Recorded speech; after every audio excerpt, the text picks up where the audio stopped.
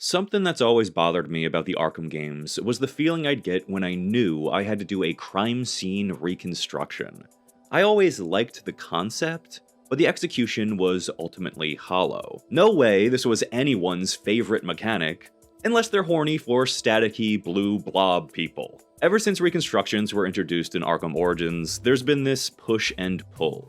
They were an inventive way to work Batman's investigative skills into gameplay, and they fit within the established detective mode technology, but the process was too tedious, and the revelations too dull. Watching bite-sized simulated renderings only for the payoff to be the party-sized full sequence doesn't feel particularly satisfying. There's no surprise with the solidification of something new, it's just checking off tasks by holding a button over a highlighted thingy so you can move on. I don't think these were a net negative. But in terms of pure satisfaction, this is the equivalent of a workplace associate half whispering hi to you as he shuffles by, rather than your crush suddenly smooching your cooch. Although, there is one single reconstruction that comes the closest to cooch smoochin' territory, the exception that proves the rule. Spoilers ahead for the first Arkham game to lie about its main villain. Early on in Arkham Origins, you get a tip from the Penguin about a murder in Black Mask's safe house. You show up to find a grotesque scene.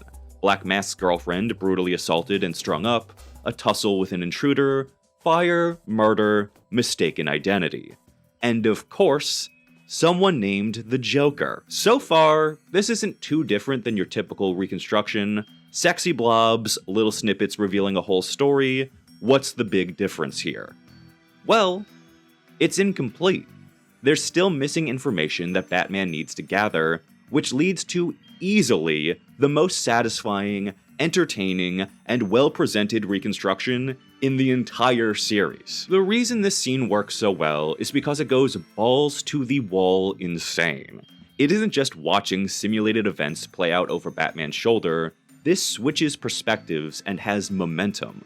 The reveal is a hyper-stylized sequence rendered with Arkham Origins quality, sleek-as-hell cinematics. Toss some freaky cyber elements in for good measure, since it's 2013, and it just adds a sense of directorial flair. It's got the zooms, the staticky cuts, the multiple camera angles that, in some cases, are even implied to be Batman's own hidden cameras, but then reveal that they are obviously not actually in-scene cameras? So it turns out this was all just done for some cool effect. I love it. This has gravitas. There's a wave of satisfaction when this plays out. And as much as I love the visuals, they aren't the only reason to appreciate this reconstruction. This feels earned in a way none of the other ones managed to do. If you're like me, you may remember putting this all together in Black Mask's safe house and watching the full revelation unfold. But that's not actually how things go down. The player doesn't get this revelation just after stumbling around the crime scene. You need to go through a whole other stage, break into the GCPD, where you're involved in branching storylines involving the Gordons, and of course bashing Brandon good, all to access the National Criminal Database to complete this reconstruction. The game puts time between crime scene to revelation and fills the gap with a lot.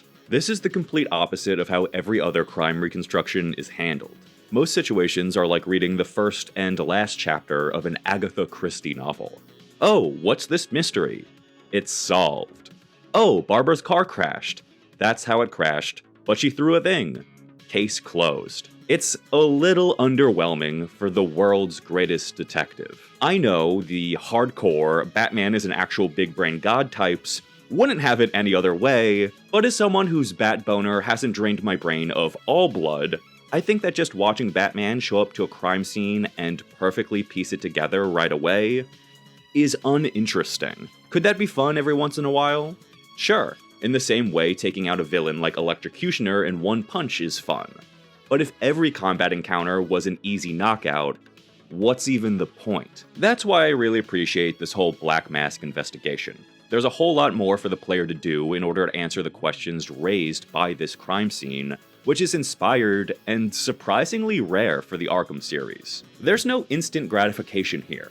You're introduced to the mystery, piece some of it together, but need to earn the missing piece for it all to make sense. The revelation becomes something earned rather than locked behind mandatory mundane tasks. And guess what? This ended up being the major reveal of the game. Contrast that with every other reconstruction in Arkham Origins and Knight, and I'm just left feeling underwhelmed. I'm not even whelmed. Obviously, every reveal can't be the big reveal, so perhaps it's not a fair comparison to the little mini reconstructions you do along the journey. However, I still think there could have been a better balance. Maybe for the small ones, nothing really needs to change. Quick and easy, let's just move on.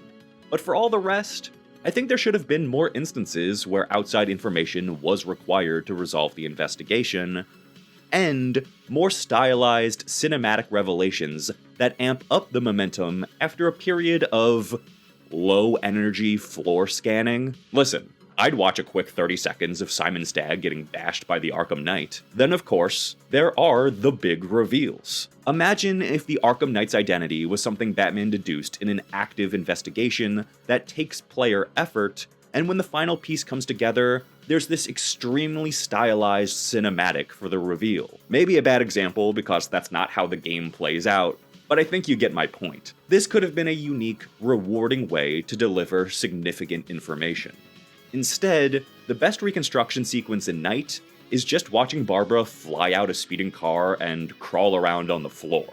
I like it, at least there are characters I like doing something, but it's not great. I have a hunch that these were always kind of a half-baked WB Montreal idea that they made work as best they could, and in one instance managed to use the feature in a spectacular way. Then along came Rocksteady, who just took the idea for Knight, added some unique elements like a handprint analyzer, woohoo, then called it a day and made no effort to iterate. Thus, we come full circle. Reconstruction mode has always bothered me. Ultimately, the gameplay comes to a grinding halt to show me something that just frankly isn't cool enough to be worth the amount of time it takes to get me there. And that's it.